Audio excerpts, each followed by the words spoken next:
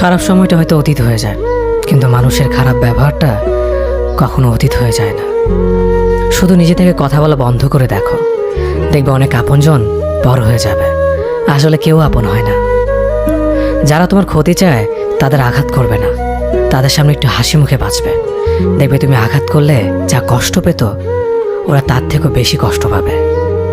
যত মিশবে ততই মানুষ চিনবে, অভিনয় যে কত প্রকার হয় তা বুঝতে পারবে। সবাইকে তোমার সত্যতা জানানোর দরকার নেই, যে যা ভাবে তা নিয়ে সমালোচনা করতে দাও। বেঈমান মানুষগুলো কখনো অপরিচিত মানুষ হয় না, খুব কাছের মানুষগুলোই বেঈমান হয়।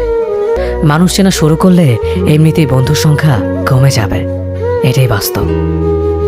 3টি কথা মনে রাখবেন: যে তোমাকে সাহায্য করে তাকে কখনো ভুলে যেও না, যে তোমাকে ভালোবাসে তাকে কখনো ঘৃণা করো না, যে তোমাকে বিশ্বাস করে তাকে কখনো ঠকিও না।